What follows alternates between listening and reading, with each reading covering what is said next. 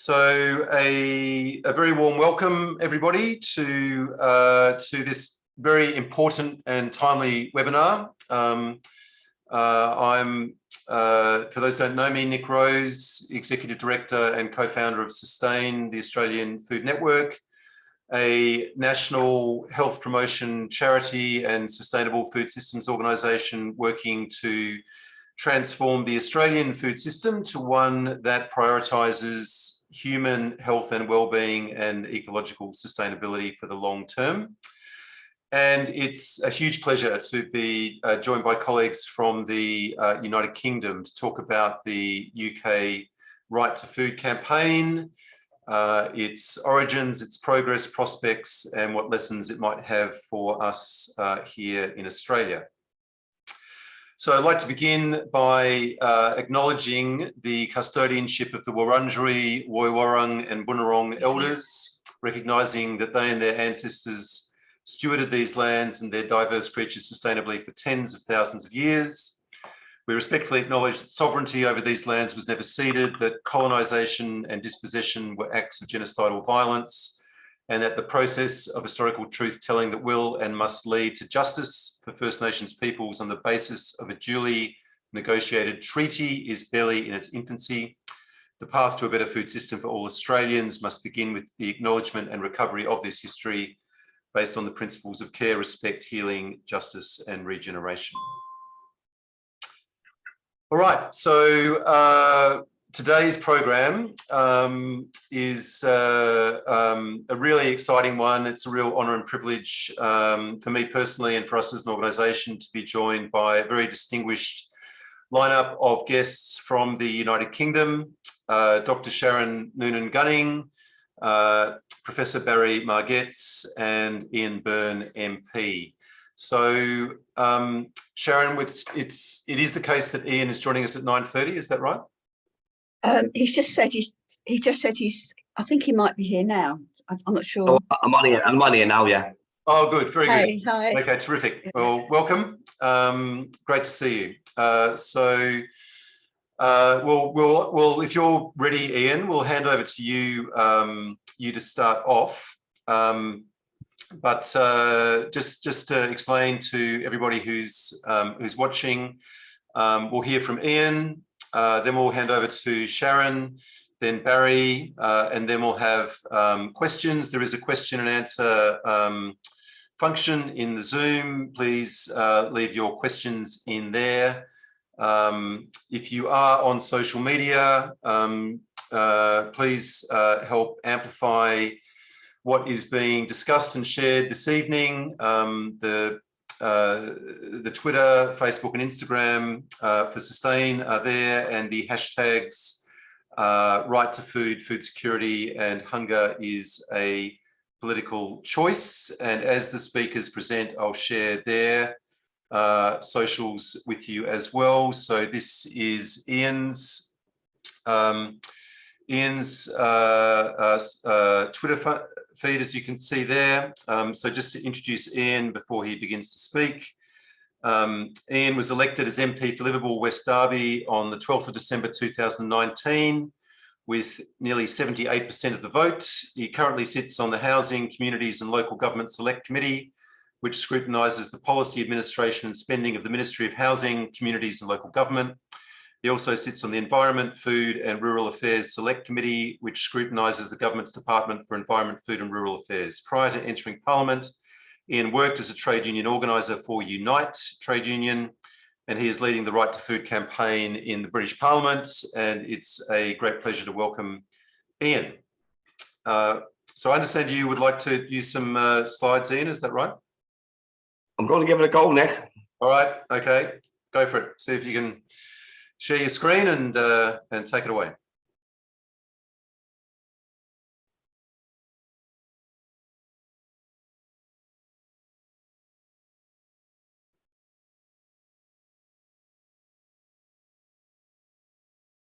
Has that worked? That's great. Yeah, we're in business. Off you go. Brilliant. Look, it's a real privilege being here today. I'm going to have to apologise for my voice. We had a long day yesterday going to Southampton, watching Liverpool. We didn't get back till early hours this morning. So it was a day of much joyous celebration and singing and dancing. So obviously I wasn't doing that as an MP, but I do apologise. See how long my voice holds out for. So it's a real pleasure next to be speaking on this, and with Sharon and Barry, who were fantastic colleagues over in the UK on the fight against food poverty. And I'm just going to go through basically today, hopefully, and just give an overview of the Right to Food campaign, both parliamentary and what we try to build in the UK with fan support and food banks, and what we're trying to do in the constituency. And then obviously we can touch on other questions later on. So I think this is an interesting line to start off with, really. It was Philip Alston who come over here in 2017 to the UK, United Nations Special Rapporteur on Extreme Poverty and Human Rights. And he come over because of the dire state in 2017 of the country regarding poverty.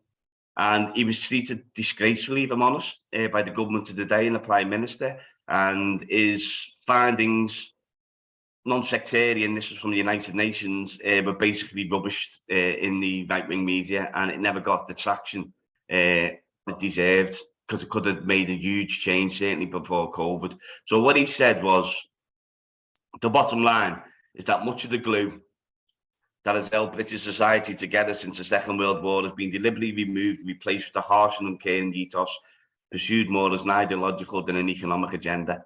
Children are showing up at school with empty stomachs. Schools are collecting food on an ad hoc basis and sending it home because teachers know that their students will otherwise go hungry.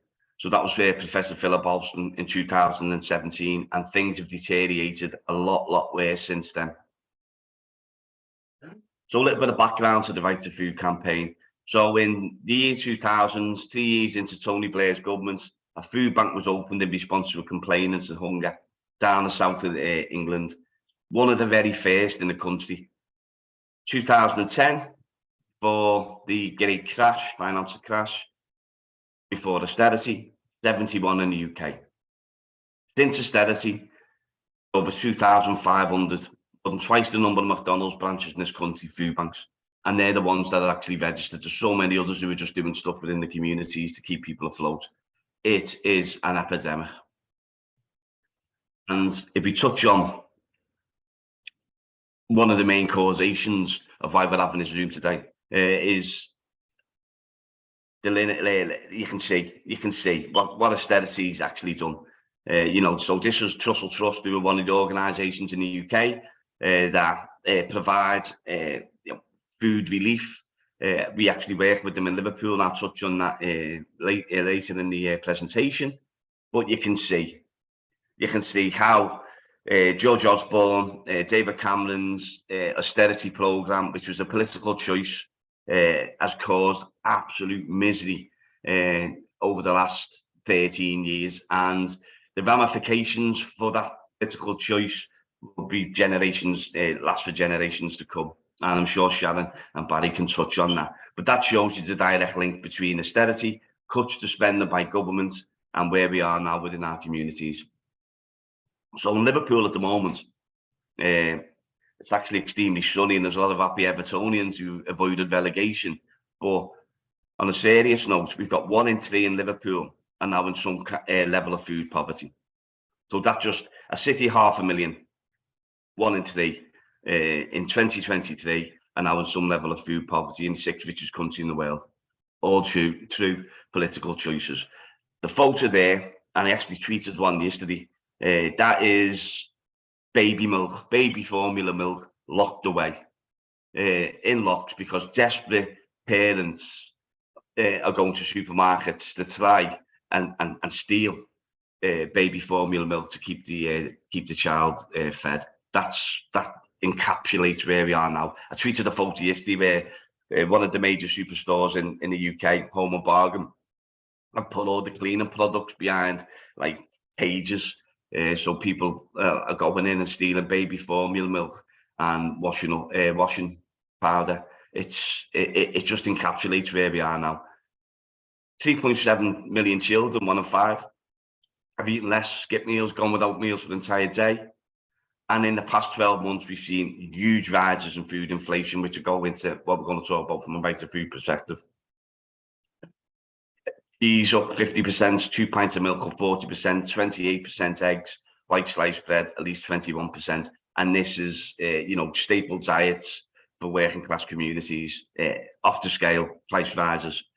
Meanwhile, while this is happening, we've had huge profits made by giant agri-food corporations, 255% from the food producers. Tesco, Sainsbury's, Asda increased profits by 97%. Profiteering has happened right along the food chain, but the profits aren't going to the actual people that make the food. So we work closely with the Bakers Union, and they're actually huge supporters of the Right to Food campaign, because many of the people who they represent, who actually create the food, can't afford the food. And that's where we are in the UK at the moment. Now, this crisis, what I've tried to give you a glimpse of, was a political choice, as I mentioned, by Cameron and Osborne's incoming Tory governments in 2010. So they've inflicted huge, brutal austerity, huge cuts. Liverpool's had over half a billion taken from its budget.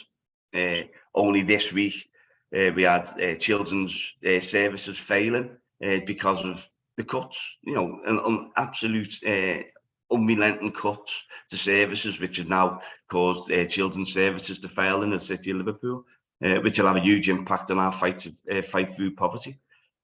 So the government privatised utilities, infrastructure, and also the political choice to allow profiteering in supermarkets, oil and gas companies. I sit on the EFLA committee, as Nick mentioned.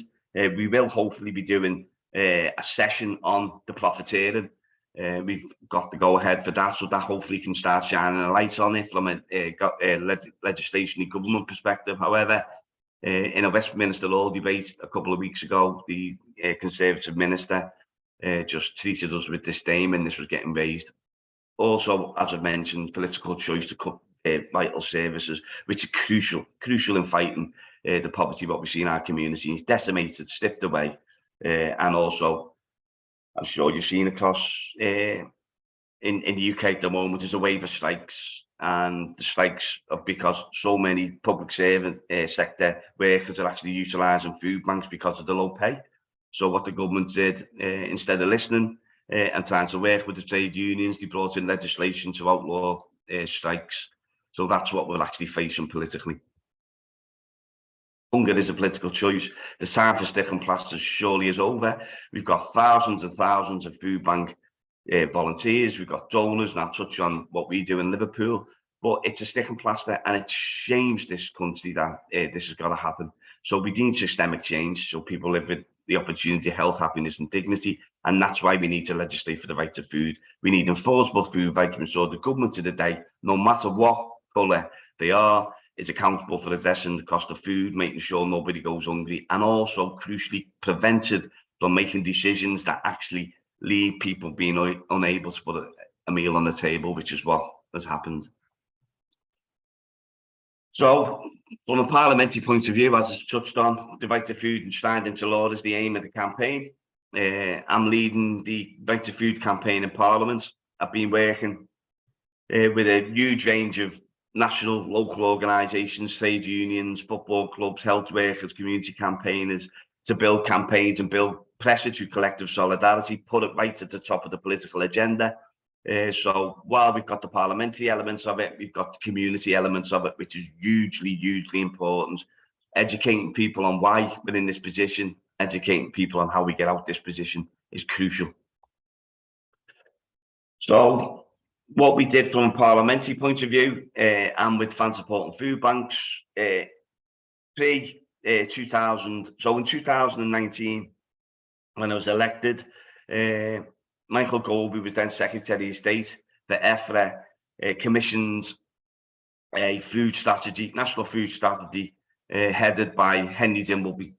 So Henry Dimbleby was a successful restaurateur. He worked on free school meals before, so he was well respected. So Henry headed the first review of the national food strategy since 1946, I believe. So when I landed in Parliament in 2019, sitting on the EFRA committee, Henry came before us, and we talked about, obviously, poverty, what we've seen in our communities. And Henry would not really accept the arguments for a right to food. He believed there was enough levers in power within government to actually utilise and change the system. So I disagreed with Henry, but it was a light bulb moment because I thought there's an opportunity here to really put pressure on the chap who's heading the National Food Strategy. So we quickly formulated a right to food political strategy stroke movement.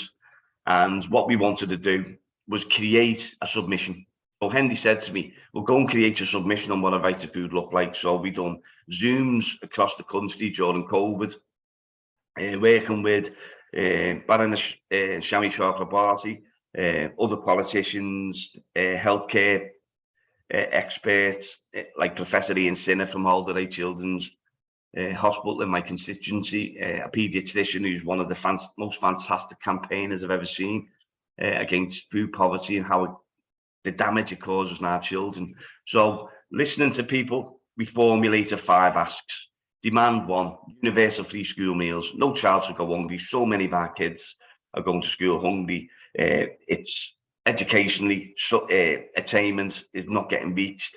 Socially, morally, economically, we've got 3 million kids going to school hungry. The devastation that causes, but also if you're looking at it from a country perspective. So and I've been making these arguments really powerful, trying to make them powerfully. The difference from an investment point of view. So universal free school meals economically could regenerate communities by ensuring that, working with local farms, food producers. Also, it's an investment in the future of the country. On Wednesday, I went to Minister Gibb and I asked him to utilise Liverpool as a first for universal free school meals. Use Liverpool, roll out universal free school meals, and then collect the data. In the UK at the moment, we've got universal free school meals for infants, but we haven't got them for juniors and seniors. So Sharon can touch on that as well. In London at the moment, the mayor's rolled out universal free school meals for junior kids, which is fantastic, which is the real progress. However, we need to go so much further. So I made the arguments on Wednesday to Minister Gibb. He invited us to Liverpool. Got the public health, head of public health in Liverpool. We got the politicians. He's got the opportunity to create a pilot, a template, and utilise Liverpool. And so we'll see where we get with that. I put the offer on the table. I also given 6 costings, which we created with the city to various elements of introduction of universal free school meals. And 2, government to state how much of minimum wages and benefits people actually expect us to live on for food. At the moment, there's no drilling down. We've asked the government what they think the median level is for people to be able to survive in a dignified manner, and they said that data is not available, which we know that data is available. Joseph Rowntree Foundation have done an estimated median wage, which doesn't include rent, which I think is about £120 a month, a week, and the government pays far below that. So Right to Food campaign wants the government to reveal how much money is factored in for food when setting minimum living wages and benefits. It's really important, this. In the country at the moment, there's rightly a massive push for cash first, put money into people's pockets. And I know, touching on some of the notes what you sent me from Australia, and I know the Labour government's looking at doing that there. So this is a massive part of why we're in this position, because universal credit, the benefits, pensions have all been suppressed over the last 13 years. And now we're in a predicament where the people who are actually receiving the benefits are actually, being driven to food banks. And this is a really important point to make. 60% of the people that utilise what we do in Liverpool with fan support and food banks, the mobile food pantries, are in work. In work poverty is absolutely rife through this country. So that's a key demand. Independent enforcement of legislation. So we wanted the legislation to be accompanied by oversight and enforcement powers, so we can actually hold the government to account with an independent regulatory body. Extremely important once we get this into legislation. community kitchens. A key element of what we're trying to do is utilising what we've got within our communities. As I've outlined, £500 million being taken from Liverpool, and that's reflected right across the country. We've lost so many resources within our communities. So what we've done is try and look at what we've got, and a lot of this is school kitchens, and I'll touch on what we did in Liverpool. So this is really, really important. All this has been cut. Dining clubs, Meals on Wheels, all cut.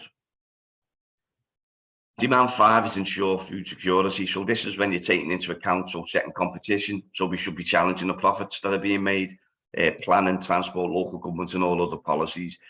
Also, caps on prices, and interestingly, which was quite astounding in the Telegraph yesterday, which is one of the Conservative paper's main organs, they said Sunak is looking at potential caps on food prices. That goes back to obviously what we're seeing with the formula milk and things like that, key elements. That shows how desperate the situation is if they're looking at that. It's a key part of the right to food. Challenge the profiteers, ensure food is actually affordable. So in Parliament, we promoted the right to food from 2019. It was in the Labour Party 2019 manifesto, which was would have been a transformational document. It really would have made such a difference to people's lives.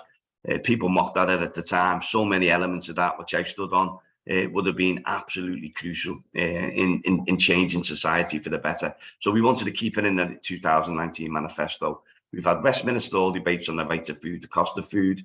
Delivered an open letter to Sunak when he was Chancellor, calling for a right to food. We tabled the early day motions.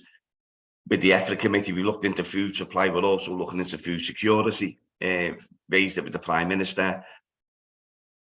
Coalition of politicians inside and outside Parliament, and that's key to what we're trying to do. So when I touched on the campaign before with Andy Dimbleby, this is what we did. So what we did, we rolled motions out in our cities to become right to food cities, and make that call that people are demanding the right to food. So if you look at the map in the UK, Liverpool, Newcastle, we've got York as well, County Durham, Lancaster, Rotherham, Coventry, Haringey, Brighton, Portsmouth, Toch, Cornwall, Devon, Birmingham, Greater Manchester, Sheffield, Preston, and Liverpool City region. Now, all of them have now adopted the right to food. It was passed unanimously by the Labour Party, and also was passed unanimously by the Trade Union Congress. I touched on the BFAWU, which is the Bakers Union. They're working with us on a group of academic food workers to create research collectively which can underpin the right to food. Also, when to get back into Parliament the week after next, we'll be doing an all-parliamentary group on the right to food, so we can actually bring in experts and create a report on why we need the right to food, which will be cross-party and is for all major parties in the country. The campaign, as I said, working to implement a right to food through local governments and councils. What we've had is some of the councils that have adopted the right to food are now working with us to how you can hardwire a right to food into council policy. We believe that's a fantastic move forward. If we can get local councils, local government boards into this, trying to implement it within their own regions, then obviously we can utilise that data. We can highlight the advances of what they're making in their local communities, and also we can report that back to government. The difficulty that the councils and local authorities have got is, as we say, cut to the bone by austerity. So money is very, very tight. But there's some fantastic people working throughout the country who want to implement a right to food. Within Welsh Labour, the Welsh-led Labour government, looking at universal free school meals as well. And Scotland are looking at various projects as well. So the Scottish Nationalist Party in Scotland have been quite progressive in tackling some elements of poverty as well.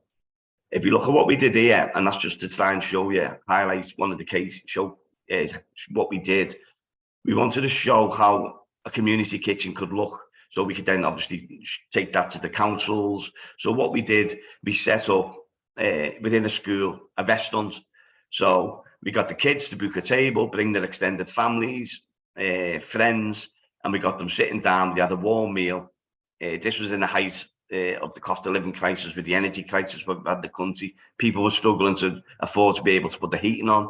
So instead of this horrible thing, what we've got here called warm banks, next to food banks. We wanted to create an atmosphere which was destigmatising, welcoming, bringing people in, giving them a hot meal, dialogue, chat, bringing communities together. And that was the pilot which we did in October 2021, in a school in my constituency. And it was a fantastic success. It was underpinned, if there's any football supporters on here, it was underpinned by Robbie Fowler, who used to play for Liverpool Football Club, absolute legend. He donated us some monies which he'd raised to fund that project. And as I said, we've shown that now how that can be done. It got national press coverage, so it was quite a success. What I've started to do in the constituency as well is utilise the growing allotments, pull it together under the banner of Grow West Derby, which is my constituency in Liverpool, work with Myerscough College, which is one of the local colleges, give people qualifications, which they can attain on the allotments for future employment, but also education on nutrition, health, and also bring people together. And that's really key to what we've tried to do with Fan Sport and Food Banks, bring communities together, they grow for themselves and then they grow for the Pantones. I want to touch before I go on that on the right to food movements, but also Fan Support and Food Banks. So Fan Support and Food Banks was set up in 2015 between myself, Dave Kelly, and Robbie Daniels. It was between Liverpool and Everton supporters, allied, the two hands, red and blue, working together. We worked together before on different things around football prices, ticket prices, things like that. But what happened was we went into a local community centre and we seen people queuing up in 2015, and we thought it was for an activity in the afternoon. It was for the food bank, and it was 10 minutes from my home in Anfield. I live right next to Liverpool's football stadium, and it really shook us. So what we decided to do was ask Liverpool and Everton supporters at the match to donate a tin, and then obviously we can feed it into the food pantries. So from 2015, with a small bin outside Goodison, it grew into a national movement.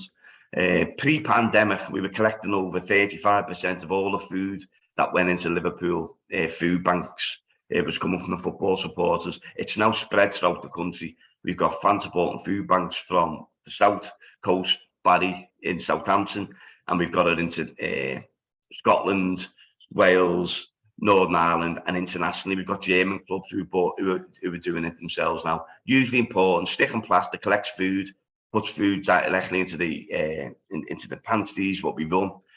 Then it also gives us the ability to educate people, because it's no use having a campaign. It's no use collecting the food without a campaign to end food poverty. So we have to run that in parallel.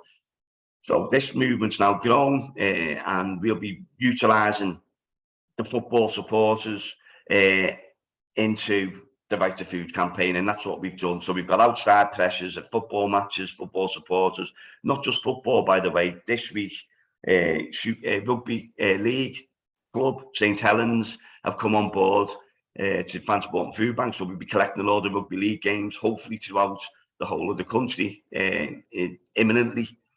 Bringing communities together, utilising food poverty, so pull sectarian differences together. So anybody knows the football, you've got Liverpool and Everton fans collecting, you've got Manchester United, Manchester City collecting, you've got West Ham and Millwall collecting, you've got Rangers and Celtic collecting. People putting together sectarian differences, pulling together working class communities and making them understand who the real enemy is. And that's what is so important into the Right to Food campaign as well, because we could galvanise these millions of people to get behind the campaign, but then that puts it completely at the top of the political agenda. So while we've got the legislative process going through, we've also got the ability to mobilise, and that's why it's a two, it runs tandem. So it's legislation, parliamentary work, also outside of Parliament, which is hugely important.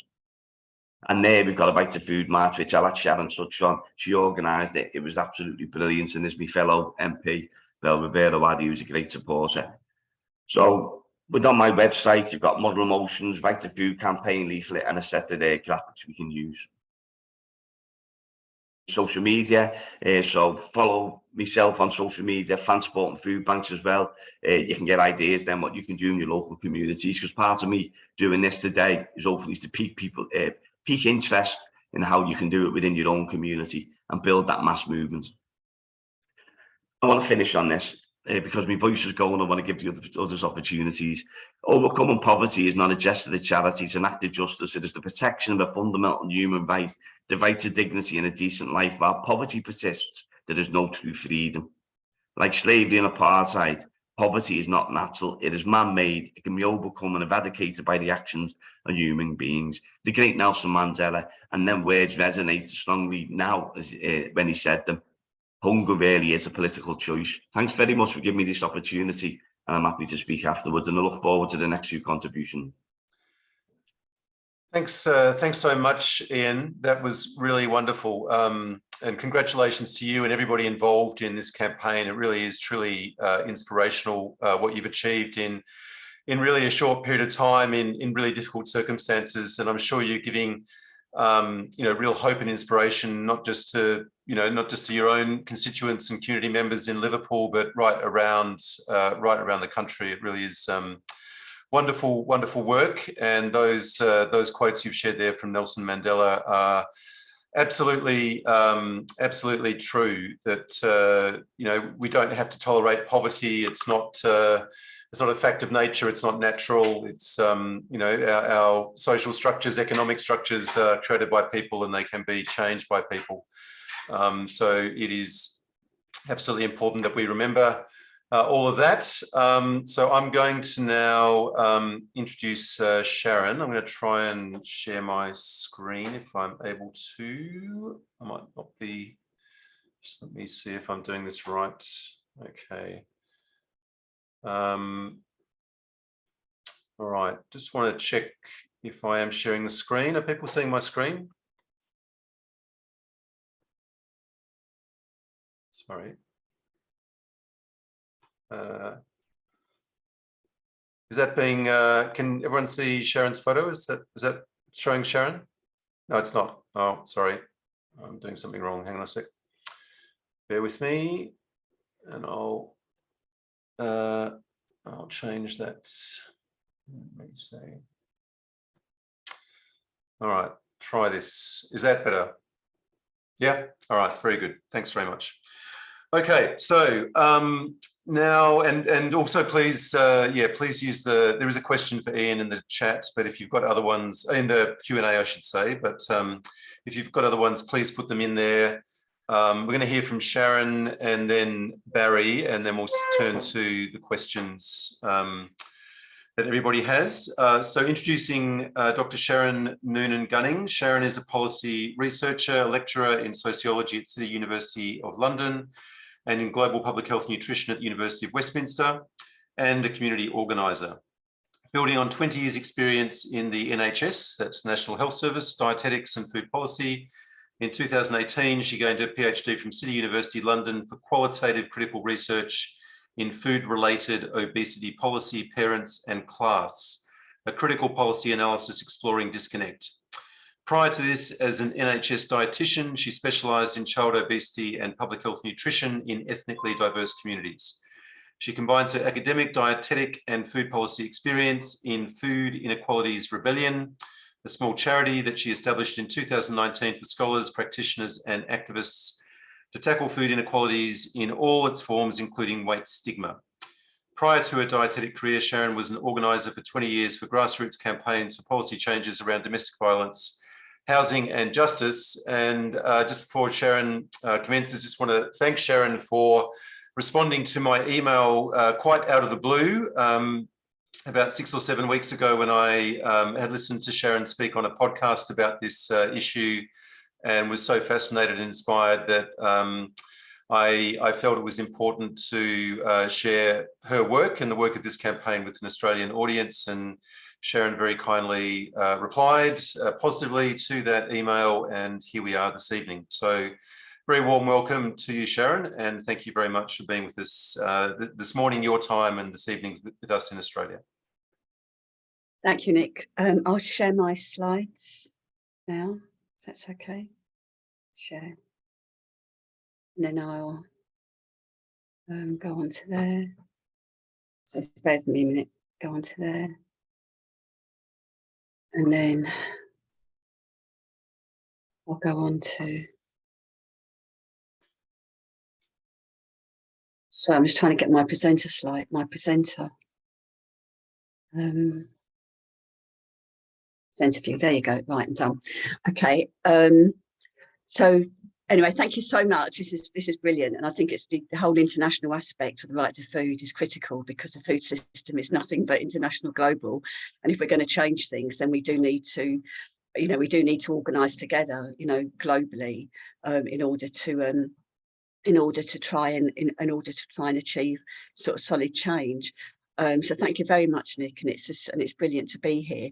And just to start the presentation, in this first slide here, it's got a picture of the hunger march that Ian referred to, and this is the second of a series of hunger marches that we're holding in London as a means of organising on the ground. So although we're academics, politicians, and sort of the key thing is how do we build on the ground in order to achieve this level of change, because the right to food is something that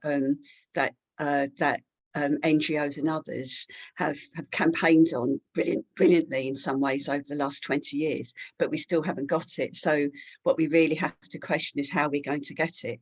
And so for us, it's about bringing together the parliamentary road plus building on the ground, organising in the communities, organising with the trade, and organising with the trade unions. So Ian's mentioned some, so today, as Nick said, I'll just try and cover some of the sort of key processes as I see them, from the research that I've done and that I am doing, to try and draw out some of the broader points around the right to food and what does it mean. I mean, saying that, I'd also say that as a dietitian, I stand for critical dietetics, which is an international movement of dietitians around social justice, and around looking at alternative ways of providing evidence base, and who do we involve in the evidence base around food and nutrition. And that particularly touches on the idea of disconnect, and how do we enable grassroots voices into the avenues of food and health.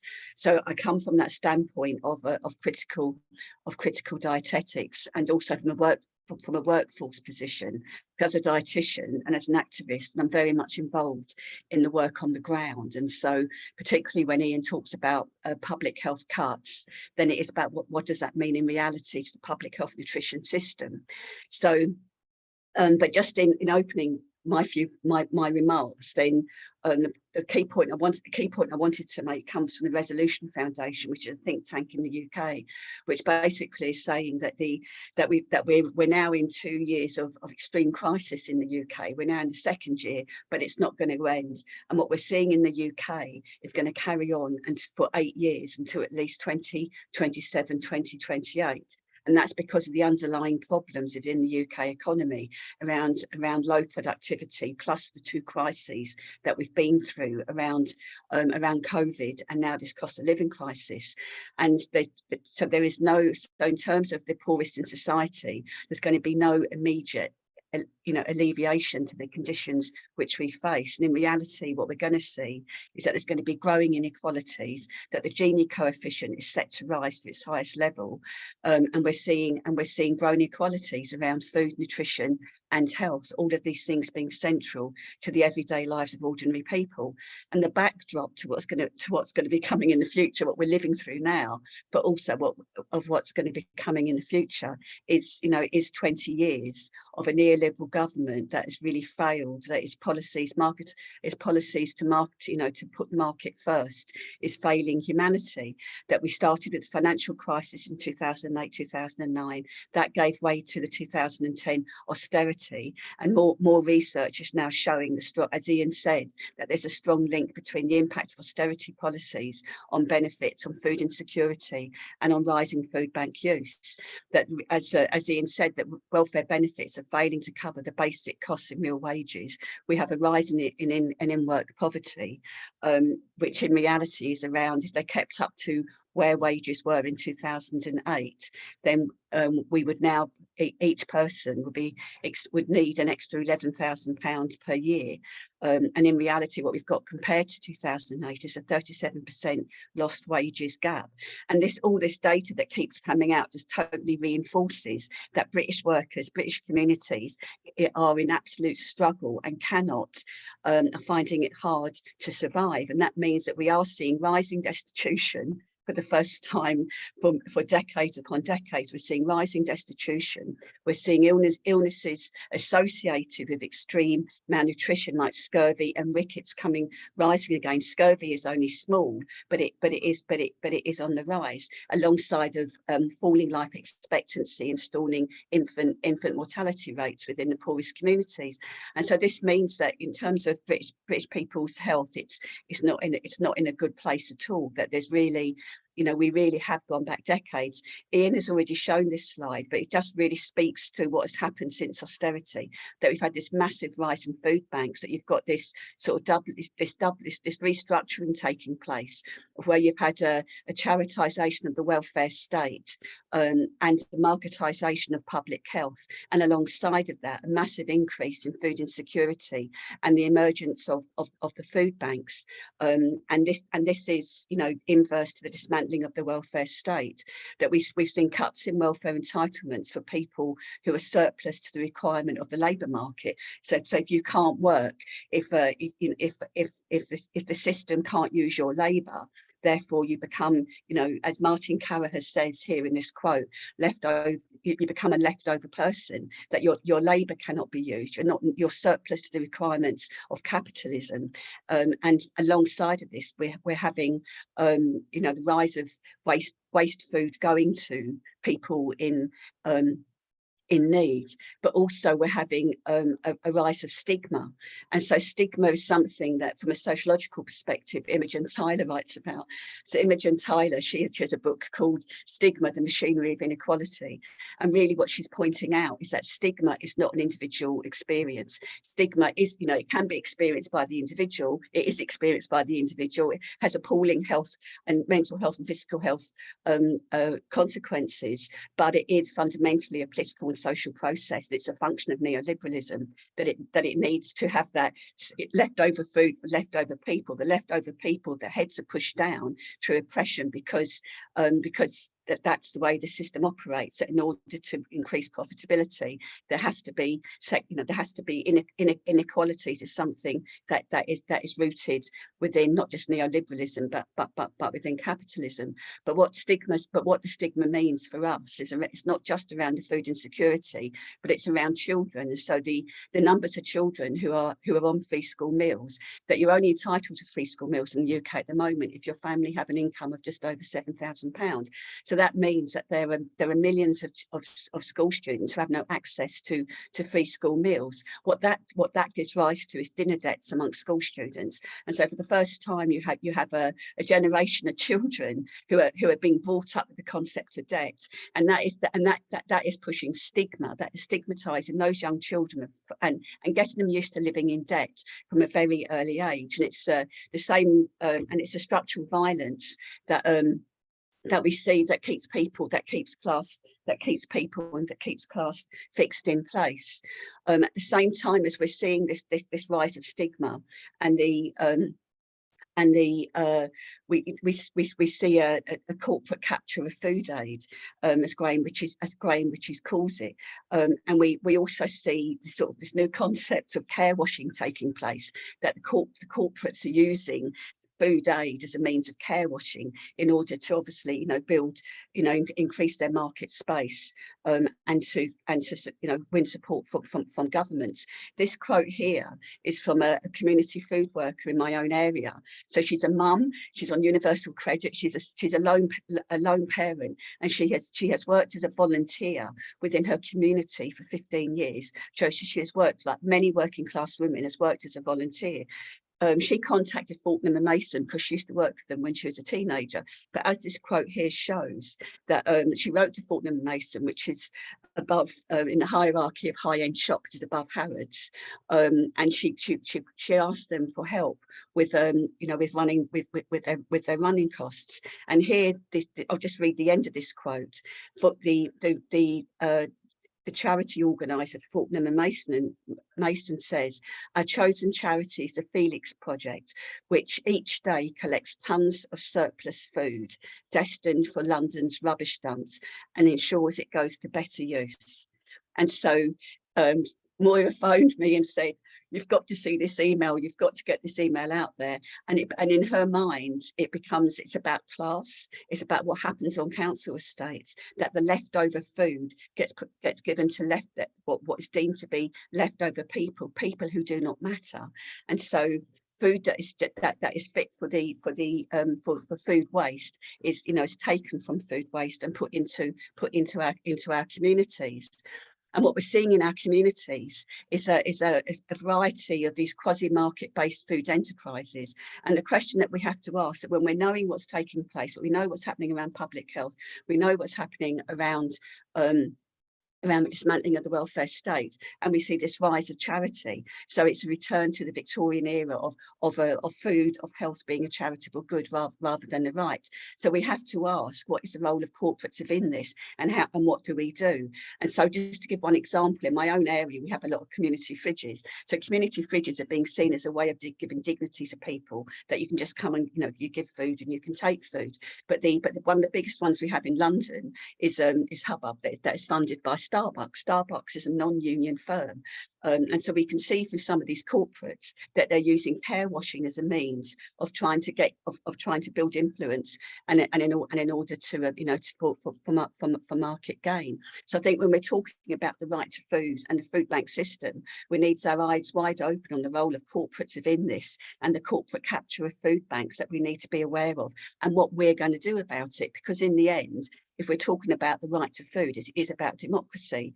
It is about who has a say within society.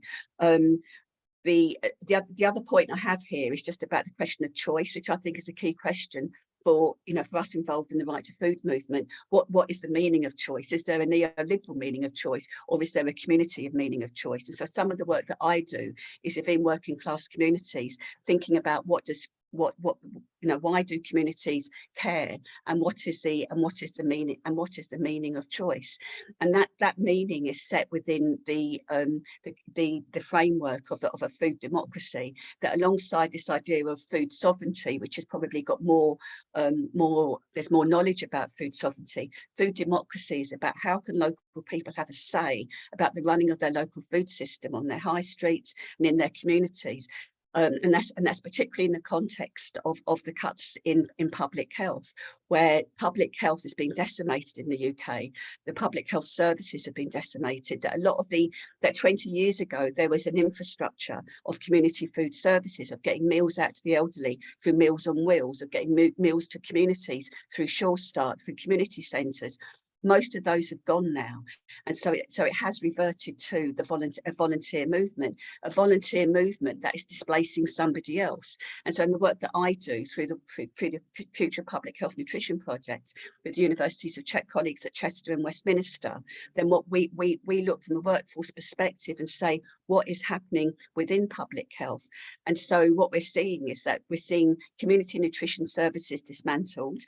This one here is just an example of you know, a service redesign got rid of the majority of a nutrition service. A team of 10 went down to a team of 2, and the person who wrote this was redeployed 5 times. And so over the course of years, you're seeing this.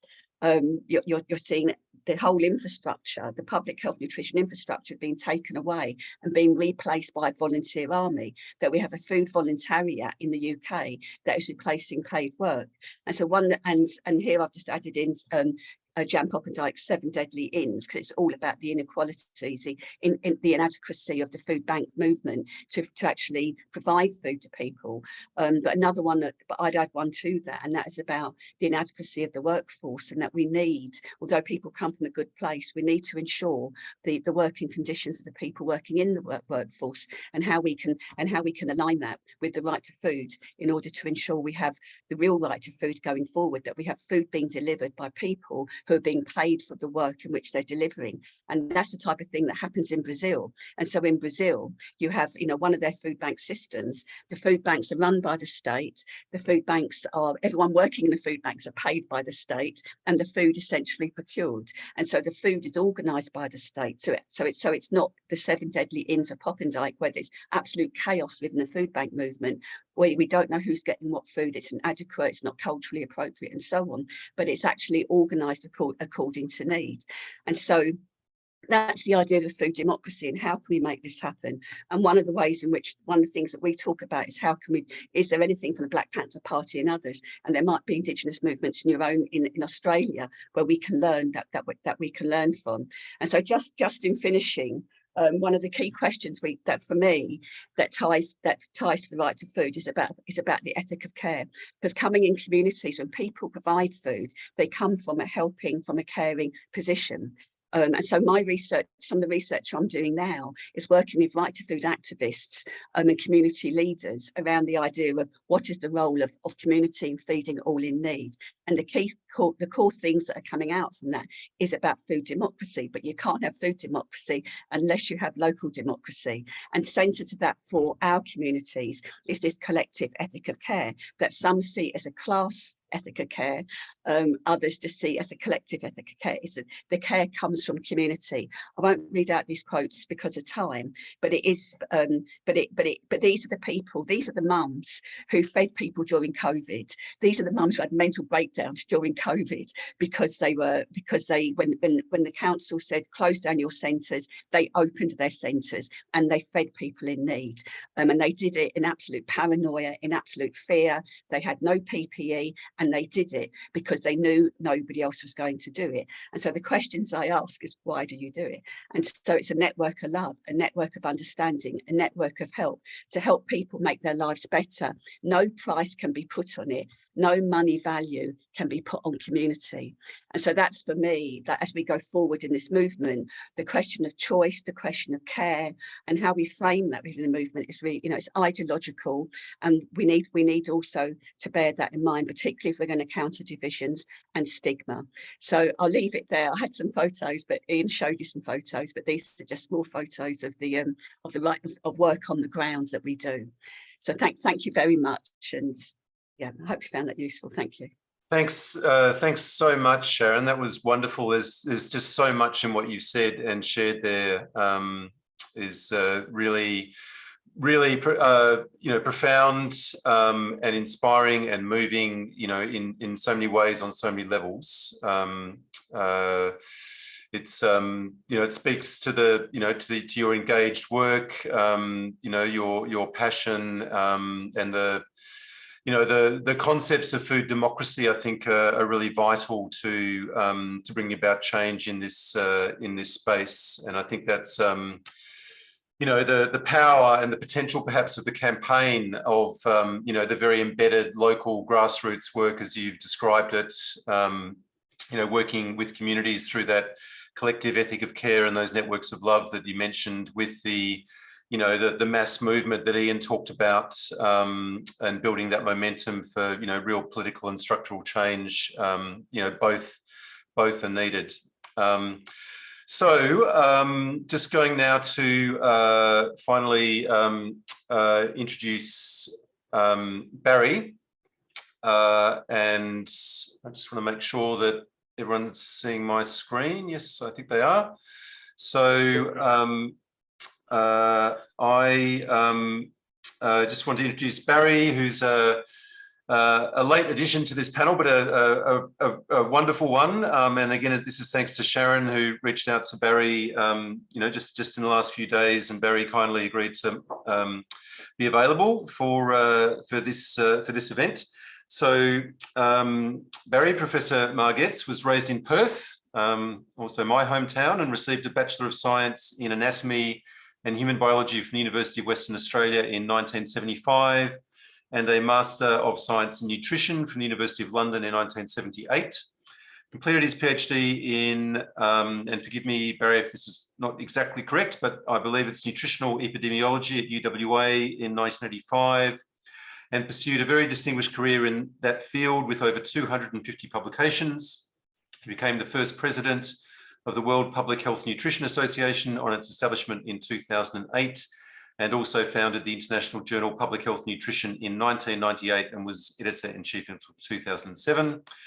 Outside of academia in 2019, he was elected as a councillor to Southampton City Council, and he was instrumental in getting Southampton declared a right to food city and led the campaigning around food poverty, being chair of the Council Health Scrutiny panel. So very warm welcome to you, Barry. And yeah, I just invited you to just share some reflections and thoughts and, you know, whatever you like, really. The floor is yours. Thanks very much, Nick. And it's a real pleasure to be here. And this morning it was good. I was reading up a bit about the situation in Australia because I couldn't imagine that it would be as bad as it is here in England. And it probably isn't, but it's not far from it. So, you know, that was quite salutary because you think of, you know, people talk about the lucky country and so on, but there's a lot of people that are missing out. You know, Ian and Sharon have told you the real story about the right to food and how important it is in the context. So I don't want to add to that. I mean, I think we all know what the situation is. And I think the key thing is that it's the charity response is brilliant and fantastic. People stepping up and trying to do things or doing things to help the community. But as Mandela said, it should be about the rights of people. It shouldn't be down to charity. You know, the political context of charity is it's in the hands of the giver, and it really shouldn't be like that. So, you know, that just reinforces the need for a legislative framework that says we accept a collective responsibility, and we're translating the UN Declaration of Human Rights and the right to food into local law, that we're going past the rhetoric to say this is what we stand for and this is what we're doing. And you know, Ian has done and is doing a fantastic job on that. So bring it down to the local level, and Southampton City Council has a sort of role a bit like the state government and a bit like local government in the Australian context. So we have statutory responsibilities for schools and also for looked after children and adult care. And at the moment, looking after children and adult care takes up about 70% of our local budget. And as Ian said, local government budgets are being cut by about 60%. So there's a big list of things we have to do with a shrinking amount of money against the background of having to statutorily provide support for children and adults. So there's a real dilemma there. So we introduced the right to food into a motion, and it was passed by council. And I think it's fair to say people didn't really know what it was about.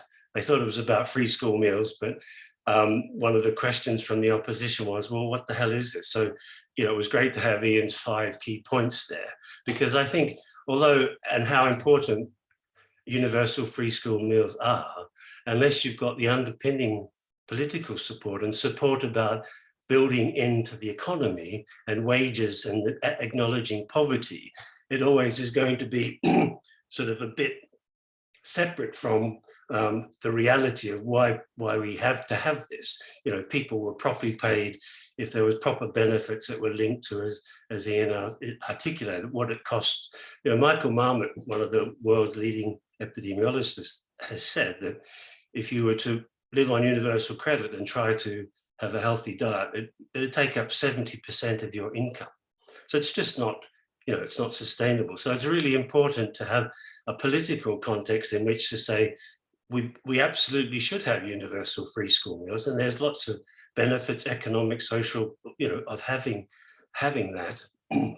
But you know, we've got to drive the drivers of the underlying poverty. We've got to get rid of that. People's wages, not just wages, but benefits need to be sufficient so that, you know, maybe 20%, I don't know exactly, of your income should be able to be devoted to healthy food and not just sort of junk food. I think 1 or 2 points around the benefit of universal free school meals is that it is for everybody.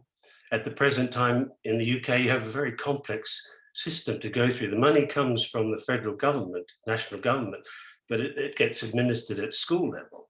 And if you're deciding who does and who doesn't get it or who's eligible, it takes up a lot of time. It's very inefficient, leads to all sorts of stigma and problems in the administration of at a local level.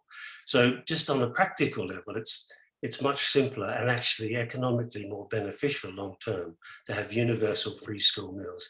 There's an interesting push backwards to look at the cost of infant formula and what happens in nurseries. So, you know, the notion of where free school meals starts and finishes is complex, but, you know, I think important to acknowledge. So I think thinking about Australia in this context, you know, I think the case is most provision of food in schools is through school lunchboxes and people bringing food from home. I think something like 90%. So, you know, how you translate universal free school meals into the context of the federal role, the state role, the local government role, I think are interesting things to work out. But I think the political basis for it and the rationale for it at a universal international level for enshrining the right to food from the UN perspective down to local to government level is really, really absolutely key to hold politicians like Ian. Hopefully he'll be the MP running this stuff in a few years' time, but hold their feet to the fire that you know, we've said we're going to do it and we're going to do it. And having it written down says, well, how, you know, one of the things we've done in Southampton is articulated, well, how do we measure food insecurity? We talk about food insecurity, but what does that actually mean? And at the moment, it's not regularly collected. So, you know, we don't really know, at least in Southampton, how many are affected, and we don't have a standard measure to compare to different places. So having this legal framework and having independent review, as Ian has outlined, enforces you to think about, well, what are we doing? How do we measure it? How do we evaluate it? How do we sort of feed it into the system, which helps politically to justify that this is good use for money, it's having a benefit. So I think it's important to think about, you know, the different audiences that need to be addressed in this and what ticks the boxes for politicians. Sharon, you know, really important stuff about the community and being involved in this, not being done to, but doing with and supporting it, you know, bringing people on board. How do you use the community facilities that are there in a really supportive way? These are all, you know, really important things, but come from the power of a legislative framework. So I think that's all I need to say. Thanks very much. Thanks very much, Barry. All right, so now we'll open up for questions. So we've got a couple of questions already, but if you have questions for either Ian, Sharon, or Barry, or you know, if you'd like something to share, please put the questions in the Q&A or a comment in the chat. But there's a couple of questions for Ian. So Steve was asking about Henry Dimbleby and his book, How to Get Ourselves and Our Planet into Shape, where Steve says he was scathing toward government in his book, and has he shifted that position since your initial meeting, Ian? Question for you, Ian. It's a good question. I'd like to think he has, yeah. I'd like to think Henry did shift his position when he obviously seen the extent of the campaign and the feelings, and he, you know, he's a good man. And as I said, we had a number of meetings with him, but I'm sure I'm not speaking out of turn here, and if any watched it, he may agree, because I've actually said this to him. I think what he did with the National Food Strategy was try and put something together which politically would have been acceptable to the Tory government. So in my opinion, he lowered expectations, and we had a little bit of a conversation about that when he actually put the submission in. Now, for political expedience, he thought that was the right thing to do. What happened then was the government actually kicked the lot into the grass, really hardly implemented anything in it. So some of these key asks were basically ignored, and now Henry left government because he was so frustrated with what was actually happening within the department and government itself. And he wrote the book Ravenous, which I haven't had the opportunity to read yet, but I'm going to read it next couple of weeks because I know it's his true feelings now. He's outside the constraints of government, and he's there, and he's saying how as he sees it.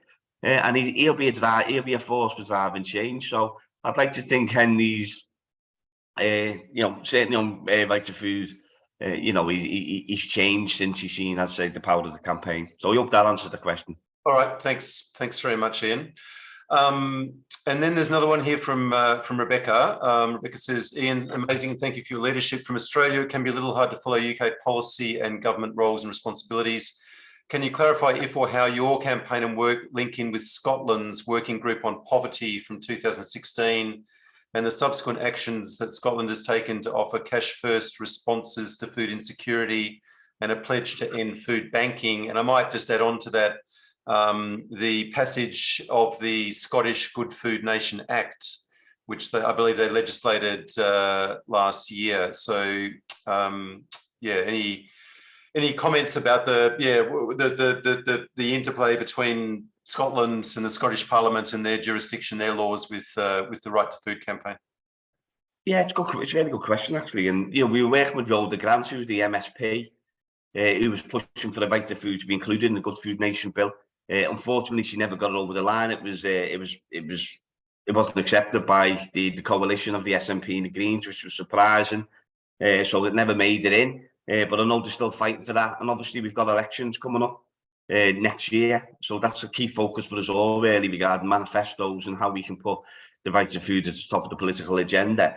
So we carry on working with, as I said, you know, both politicians in Scotland that support the right to food and equally the community groups. And as I said, you know, fan supporting Food Bank Scotland now is absolutely huge.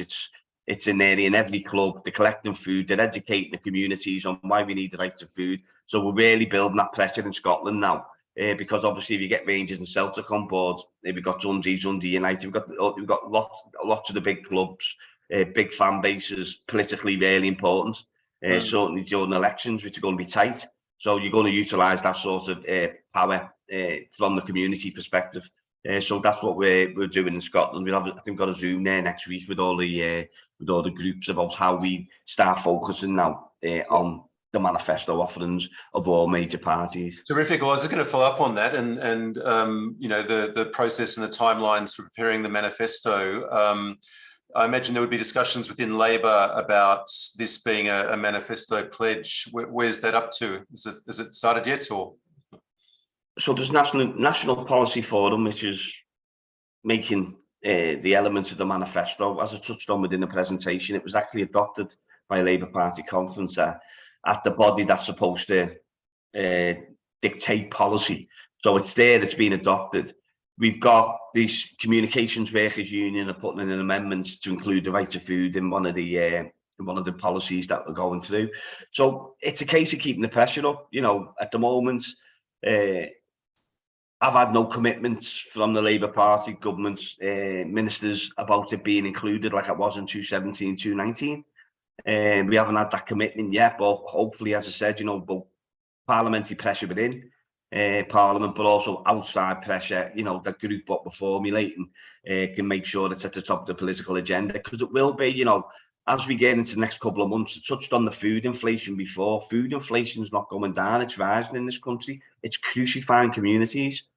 So it's going to be right at the top of the political agenda, like fuel was this time last year and still is. So, you know, there's a crisis and there's got to be a political solution. There's got to be, and we've got to force that solution. Okay, all right, thank you. All right, so a question for Sharon then. Keen to know more ways to decrease or address stigma when people are accessing emergency food relief. Any thoughts about that, Sharon? Well, I think in terms of sort of the general movement, then it's the dignity principles of applying rights-based approaches, which I think you discussed at your last seminar, about rights-based approaches to food insecurity. So the cash-first approaches, that's that type of enabling people trying to enable people to buy food rather than having to be given food.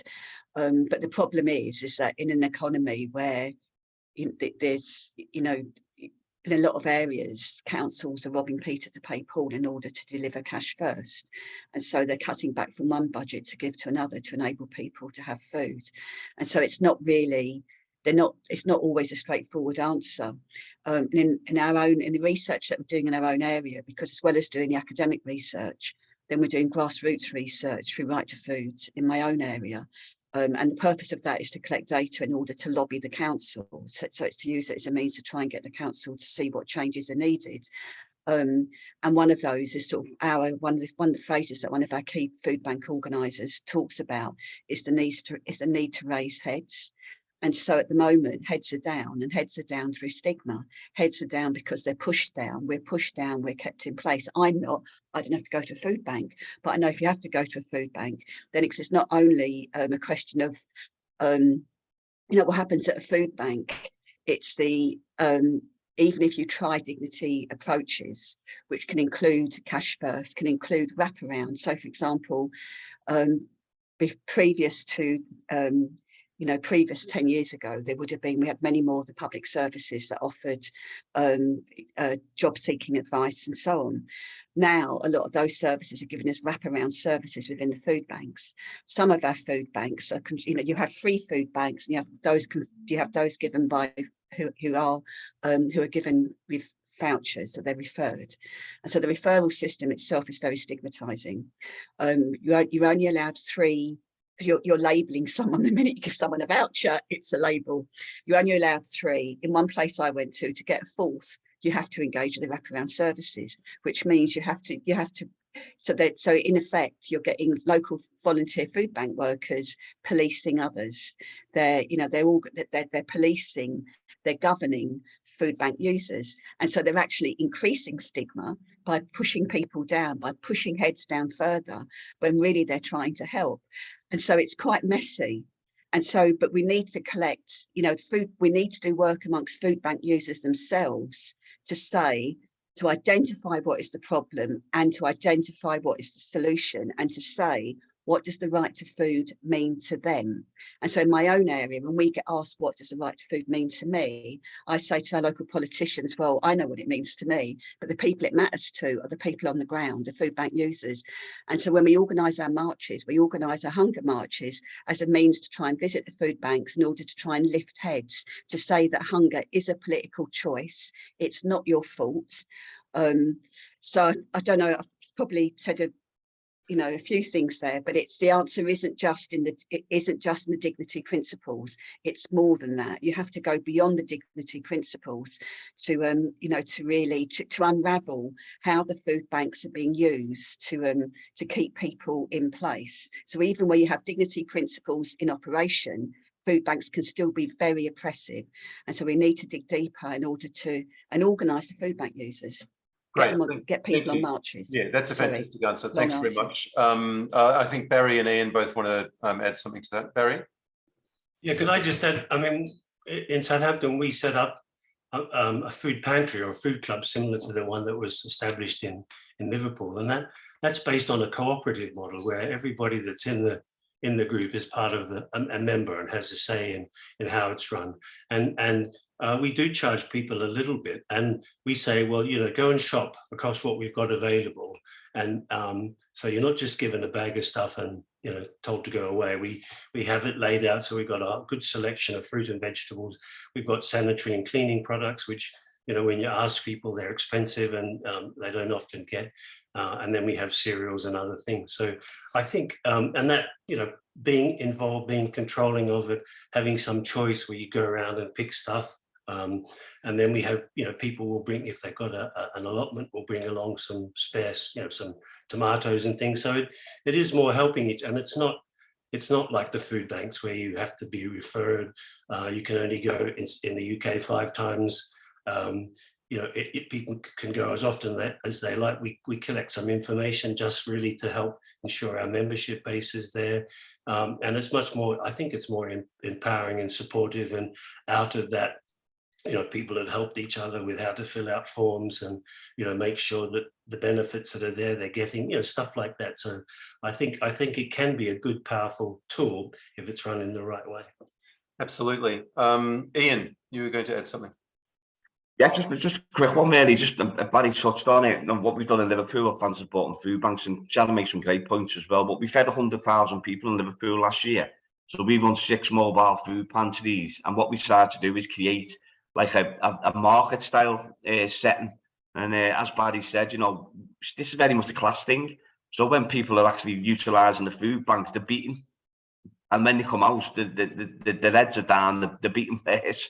So, you know, we have to make sure that we were trying to lift people out of that. So, you know, it's very much, as Barry outlined, it's, you know, we pay £3.50. People become a member. They get a selection of food, which we've had a source from, you know, transport and food banks, different agencies, fruit and veg. And we try and create basically like a community market. People go in, we've got music there, we've had artists there, so people can go and sketch club. We've tried to basically put something on which becomes a key part of the community feel and the weekly thing. Very interestingly, we've got a chap from John Moores University.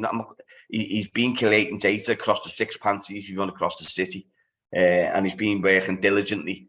One of the things what he got said within his within the questions he was asked was, we love coming here, and he couldn't get his head around it. He thought, why would you love coming to food bank? And we'll release that data in a couple of weeks, but basically it'll become a part of the community. You know, people now see friends there, so it doesn't feel like that stigma's being taken away from it. So it's one model which, as Barry said, you know, it's got real facets, it's got real. Hopefully, we can build something around it. We've got local businesses. We buy the food from local businesses, so that's really important as well. So we created something which we feel as though is a good model as a stick and plaster while we're waiting for the bite of food, and that's really important. But we have to destigmatise them because we can't have huge swathes of our population from the working classes going in and defeated with nothing to lift them out, and we just can't have that. You know, we need that army of people to affect change. And if we've got millions of people who are beaten down and got no fight in them, well then, you know, it's no good for what we want to do from a societal point of view. So they are important, but some great contributions there from both Sharon and Barry. Okay, thanks Ian. Lorna had a question for anyone to answer if they know. Is there any effort at the education system in the UK to start skilling up school kids and having veggie gardens and the like in schools, and having that part of school curriculum, those basic life skills about knowing where your food comes from and having some skills about how to grow it? Barry. Yeah, I mean, there are a few examples of that.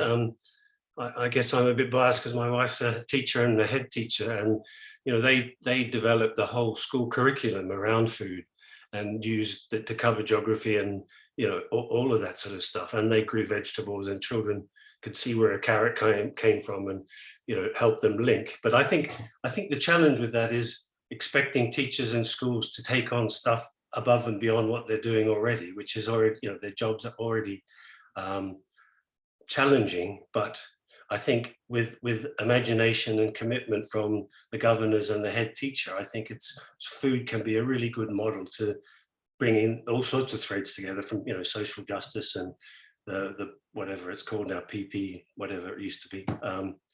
So there are and there's some really good examples in Cornwall, I think, of local chefs working with schools to prepare really excellent quality school meals where the kids see where they're coming from.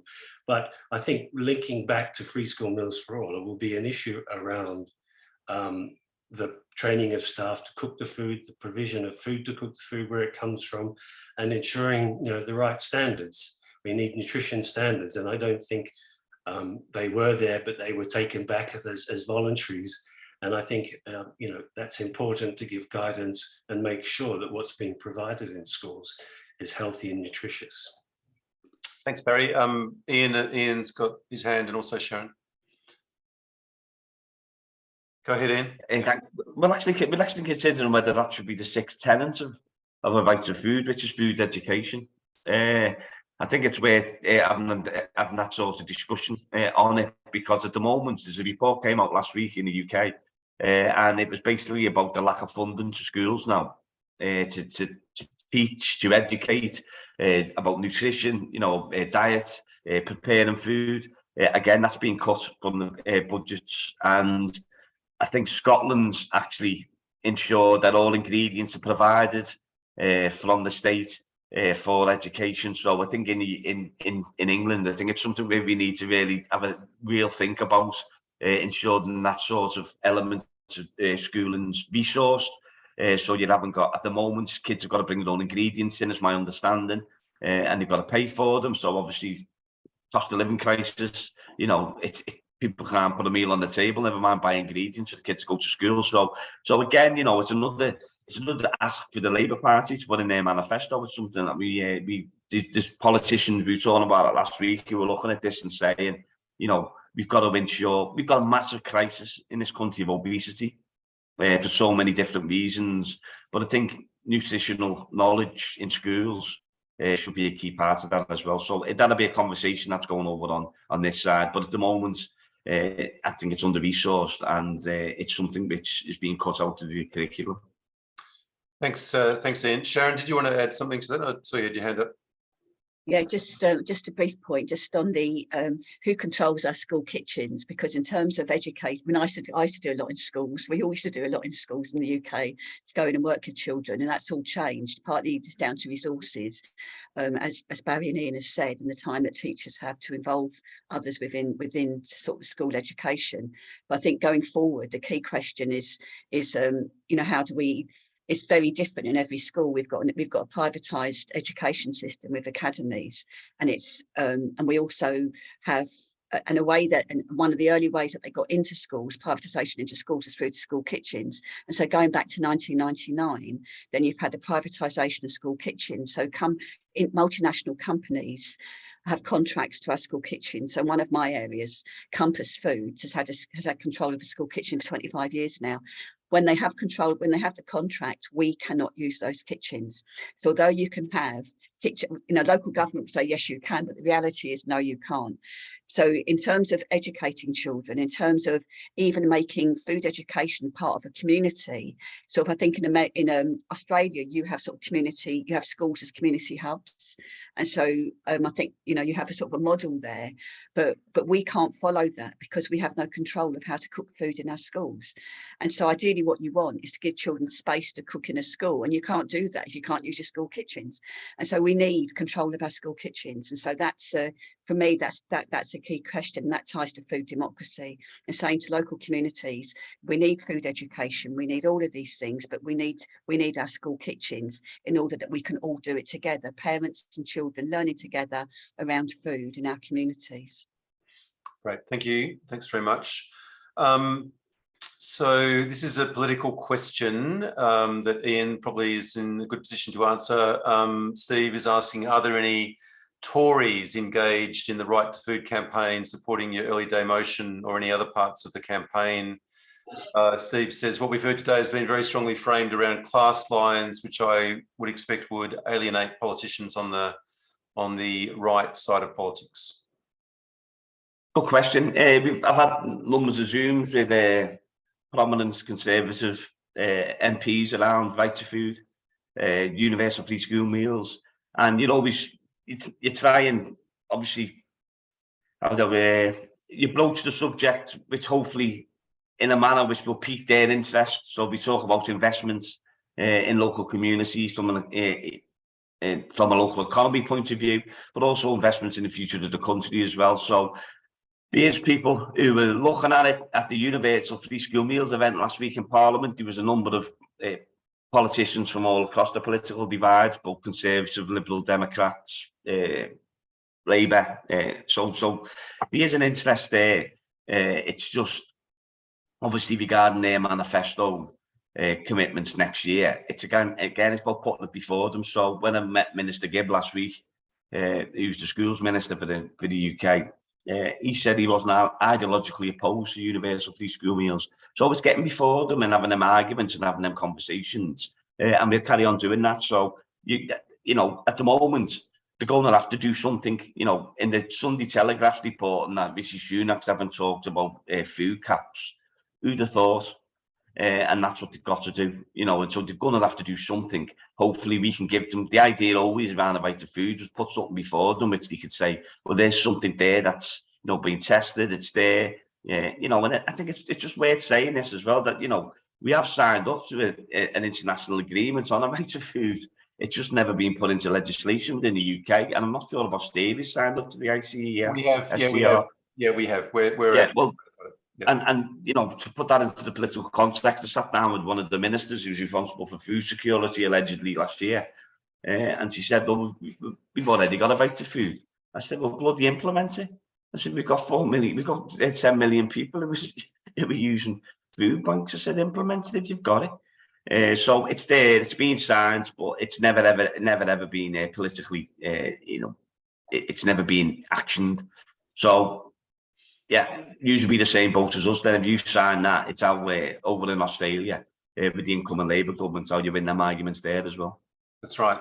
I just want to check your time over there in the UK, whether you, because there's a few more questions. We're just going a little bit over our sort of 90 minutes. Are you okay to stay on for a little bit longer to answer the questions? Yeah, all good? Okay, thank you.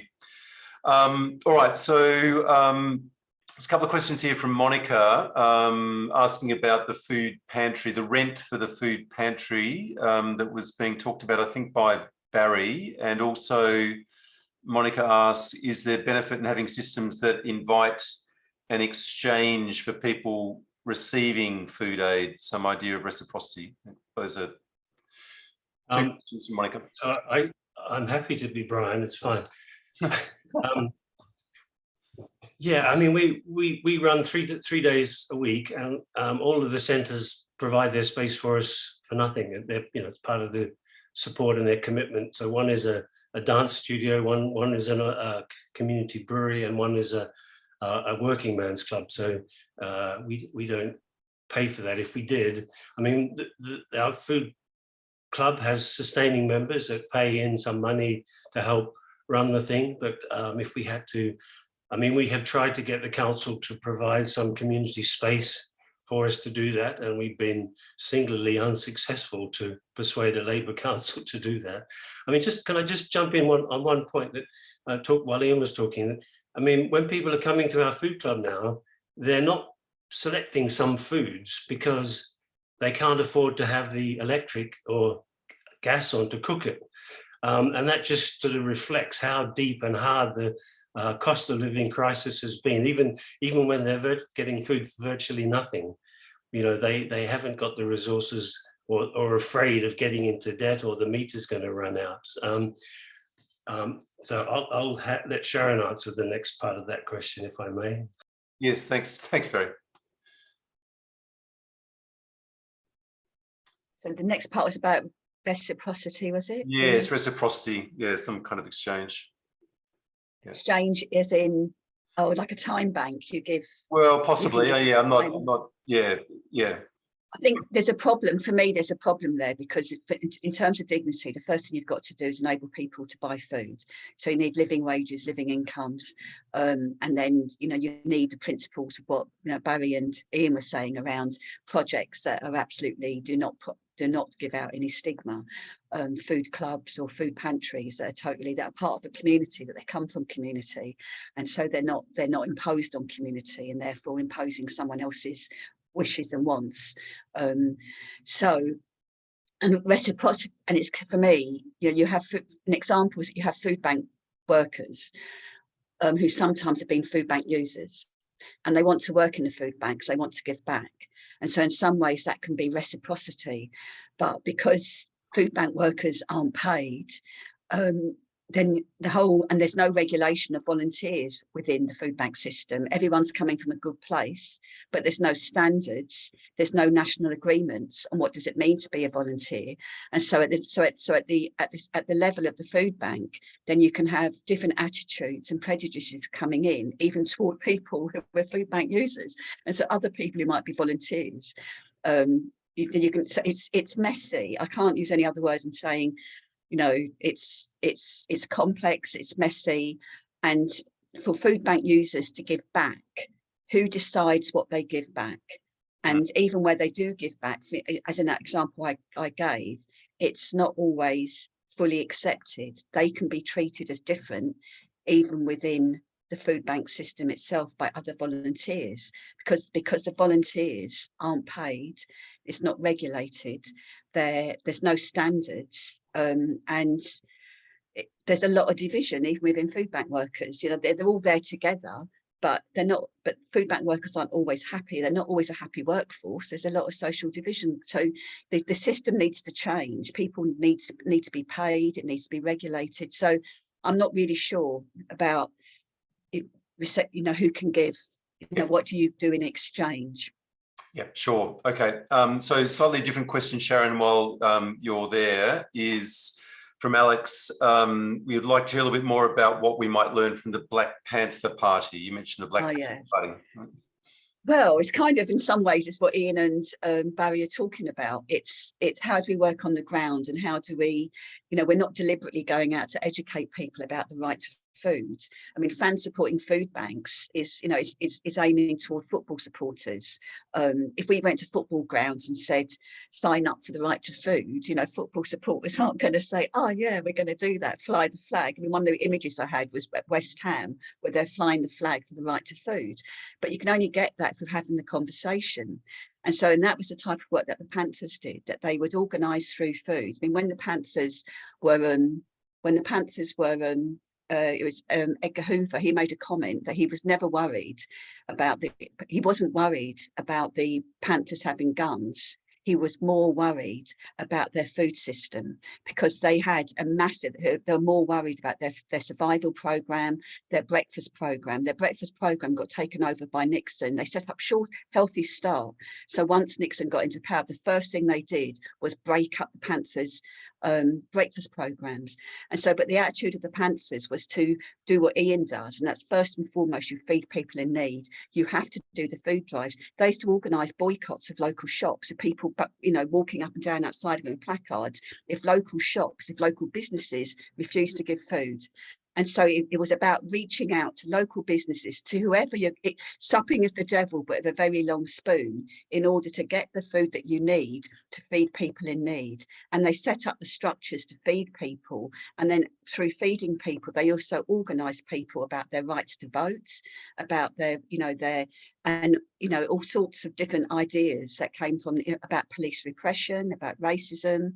And so it's not dissimilar in some ways to what we're doing, that as we involve people, we are talking about people's rights, and rights being a political choice. A lot of people say, or not giving rights as a political choice, a lot of people say, I'm not political. You're political, I'm not political, but I'm with you on the right to food. And so it's having the conversation that then opens that. So that's the type of work that the Panthers did. And it's a solidarity work, but it's you know, it's recognizing that the heads are so far down in our communities that, you know, you're not going to help organize people for change unless people have access to food and to education. So it's very inspirational for me. Thank you. That's a great answer, and that might sort of touch on a question, a related question, well, somewhat related, from Harminder, who asks, what should be the balance between local voluntary action and government intervention? And I think you've sort of been speaking to that a little bit, but Ian or Barry might want to also add something. But did you have any thoughts about that, Sharon? I mean, where's your focus? Are you sort of on the local action or the political, or both? Well, it was, it could have, well, it's mostly at the local now, but I do, but it is, but for me, it's about how do we, a lot of my work has been around exploring disconnect and looking at, you know, through a policy lens, looking at how does policy translate on the ground into the lived experience of ordinary people, into, you know, into the lived experiences of mothers and others, of workers, of bus drivers and so on. And so it's in that idea of disconnect, how do you bridge that? And for me, from the work I've done, once you interview people, it's not that they don't understand public health, it's not that they don't understand healthy eating, it's that their voices aren't heard, and they have no control. They have no control on their high streets, they have no control over planning. So year after year, decade after decade, food deserts are built and people have no control. You know, the fast food outlets come in, people didn't want them there. When you do the research, there is no, so for me, that comes down to a food democracy. And so to enable And so the joining has to be through a meaningful food democracy on the ground that can come together with proper control of local democracy as well, so that at local level we have control over what our local representatives do. And then the national level, that's above my pay grade, I'm afraid. Okay, Ian's got his hand up, so he might be able to speak about that. Thanks, Sharon. Yeah, I think it's got to be concurrence, hasn't it? I think you work on a local level and you work on a national level, and what we try to do with the right to food is join that up, so it's conduit from the communities right into Parliament. And I think that's what we've attempted to try and do, is ensure that what's created with the right to food reflects what's actually happening on the ground. It reflects the wishes of people who've spoken to us, and then we take them asks into Parliament to demand legislative change. So it's really important that it's not seen as one or other. It's got to run in parallel with each other. That's how you affect change. Yeah, it's my humble opinion. Yeah, thanks, Ian. Barry. And just to add to that, I mean, there are some responsibilities local councils have to, like, in regard to planning and legislation, the things that Sharon was talking about. So you've got to have the national government framework that enables the things that happen at local level to happen. So, you know, as Ian said, it's got to be both, but, you know, recognizing who's responsible for what bits and making sure they're joined up so there are no gaps, really. Yep, absolutely. All right, just two more questions and then we'll draw to a close. So this is an important question, and this, I guess, speaks to getting political action in Australia, at least, because they always talk about evidence-based policy and needing to see evidence before they, you know, bring forward policy and make decisions. So Catherine asks, in Australia, a lack of food insecurity data is limiting action. Do you have any advice for effective advocacy actions from the UK perspective about measurement or monitoring of food insecurity? Have you got a good standardised, you know, detailed view and that is regularly collected on the experience of food poverty and food insecurity in the UK? Barry. Actually, probably Sharon knows more than this, but I mean, I think Sustain UK has developed, and other groups in London have developed, some standardized questionnaires that we've been looking to use in Southampton. I mean, measuring food security internationally and nationally has been quite complicated, and there are different metrics that have been used to measure food security at an international level, and the sort of US model of, have you skipped a meal today? So I think for the context, you need to be able to work out what are the key things you're trying to measure locally, and then agree standards. So whether it's in a, you know, in South Africa or Brazil or London, there may be slightly different questions to ask. But within an Australia-UK context, I think there are now increasing attempts to have standardized measures that are comparable. And I think the more cooperation there is across countries and across groups to standardize measure, we'll be in a better place to know where we are and where we're going and whether we're on the right track. Yep, thanks, Barry. Ian. I'll let Sharon take this. I'll come in after Sharon, if that's okay. I think it's their field of expertise there. Sharon. I mean, in the UK, the main one that's used is the, it wasn't measured for decades, and it was 3 years ago, that for the campaigns of the NGOs, which was Sustain and others, they, and I can't remember anyway, through Parliament, it was agreed that they would start measuring food insecurity as part of a survey called the Family Resources Survey. And so that's an annual survey, and that asks 10 questions every year now to monitor household food insecurity, but it mainly focuses on household security. So you look at the data and it sort of says, oh, 70% of people are household secure. So it doesn't really give you the data that you need, although it is useful. So the Food Foundation, they do a food tracker, and that's now been going for about, it's for a number of years now, but I can share the link later. But they ask 3 questions. So it's a national survey that's run every year. They've done 12 rounds of it now, so it's constantly updated. And they draw on the FAO set of 10 questions on food insecurity that Barry was mentioning. They ask 3 questions, and it's those 3 questions that most groups now use to tackle food insecurity.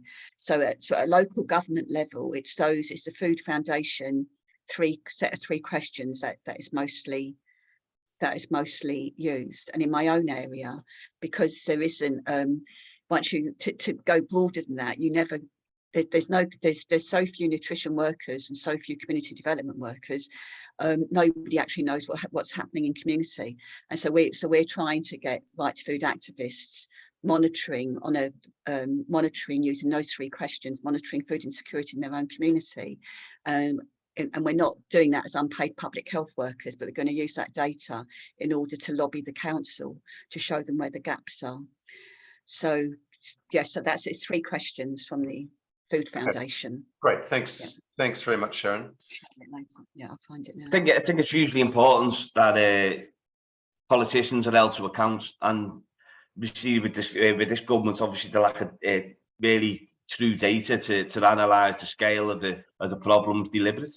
You know, and we have got, as Sharon said, agencies who are pulling stuff together. In Liverpool, we've got Feed in Liverpool, who pull together anecdotal data, and that's what I utilised in the slides before. But from an Australian perspective, and I think we'd be doing that if we get an incoming Labour government, you've got to have the scale of the problem so you can find the solutions to fix the problem. Now, if the problem's getting hid, you know, and the 2 pictures not getting reflected, because it's not, you know, when I sit down with ministers and I say, I'm telling you what's happening in my community and I'm telling you what's happening, you know, they don't seem to understand the scale of it. So it's hugely important that the real scale of what we're facing in our communities is there from a data point of view. So then obviously we know the scale of the challenge which we've got to tackle. And it's completely disingenuous and wrong not to have that data there to analyse. So it's really important people on this programme who are listening to this, you know, take that back into the local communities and make sure that they're fighting for the true picture of what's actually happening within their country. Absolutely. And we've got an attendee who actually works at the Australian Bureau of Statistics who's commented that they have 3 surveys in the field at the moment that are using the USDA, that's the United States Department of Agriculture Adult Food Security Module, the National Aboriginal and Torres Strait Islander Health Survey, National Nutrition and Physical Activity Survey, and the National Aboriginal and Torres Strait Islander Nutrition and Physical Activity Survey. And results will be available late next year. So that's good to know, good to hear. All right, so we've got one final question, which concerned food as a human right. So here, it's not something that's really talked about, but you seem to be getting a lot of traction in using that language and talking about the right to food.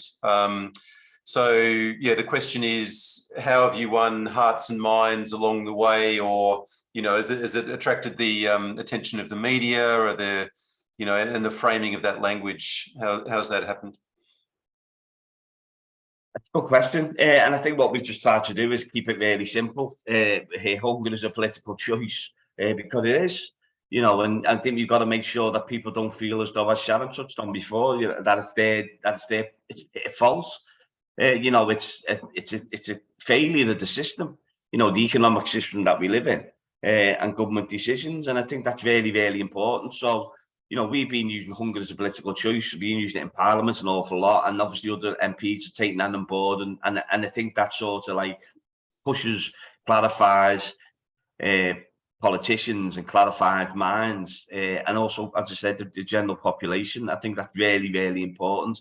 And I think the success of everything that's happened around this, we've got like the teachers' unions now taking up universal free school meals.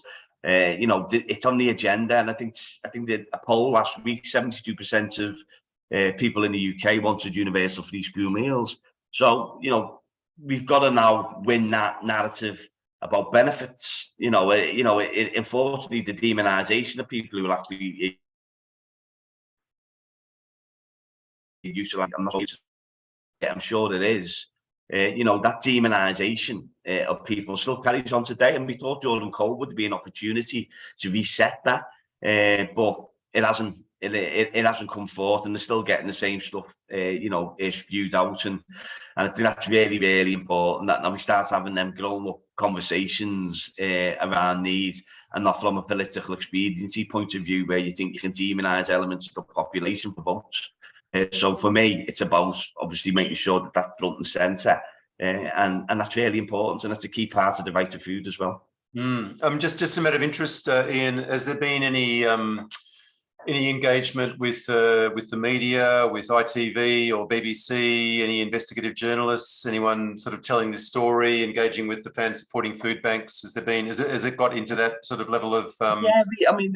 We get lots of media. I mean, we get lots of international media as well. We've just done a programme with French and German journalists about fan supporting food banks, right to food, which has gone down really well, and that's where the interest from the German football clubs has come about, and other, we have broadsheets from right across the piece, Europe, and we've had, there's certain papers within and media outlets in the UK that do and try and actually bring what's happening to the communities to light, but not enough of it, nowhere near enough of it. At the moment, the big running story in the UK is about TV presenters. And at the moment, for me, it should be about what's happening in our communities, and when the people seeing padlocked baby formula milk and cleaning products behind cages. That's where we are as a society at the moment. So it's about focusing people's minds on the real issues, and that's what we've tried to do with fan support and food banks, using that popular movement to get that message out. And it's really, really important, and obviously utilising my position in Parliament at every twist and turn to highlight it, to push it, to keep it on the political agenda. And there's others doing the same as well. There's some fantastic MPs who are fighting food poverty, like Sharon. There's lots of MPs, Emma Llewellyn-Buck, certainly from a Labour perspective, who've been doing this a long time as well. So there is a will there to fight it. But again, it's just that narrative. We've got to win the narrative. Everything's about winning the narrative, and we just keep plugging away, and I'm sure we'll get there. You will. You're doing an absolutely fantastic job, and we've indulged in your public holidays, so I think we will draw things to a close now. Just want to briefly, by way of finishing off, just to mention a couple of things. For those of us in Australia, this is a document that's worth looking at if you haven't already seen it. The consensus statement, a manifesto type document that was produced during 2020 and 2021 for food system transformation in Victoria, setting out 10 leverage points for change. And the first of those is calling on the Victorian Parliament, the Victorian government, to introduce a right to food law. To guarantee the right to food for everybody in Victoria, so directly aligned with the UK campaign, that you can just go and endorse that statement through the website there. And then from our perspective, we have been running a food justice farm on the site of a disused vicarage in Preston, in northern Melbourne. It was vacant for 8 years. Overgrown with weeds and semi-vandalised, and through the local council, we were able to get a 2-year gift lease to recover that site and to grow food for dignified food security, to donate to a local food security agency with the help of local volunteers and young people and school children. And the issue is that we want to keep doing that, but the church wants to sell off that piece of land. And so we're trying to raise funds to purchase the title and recover it, if you like, as part of rewoven urban commons for food justice and food security, food democracy purposes in this part of Melbourne.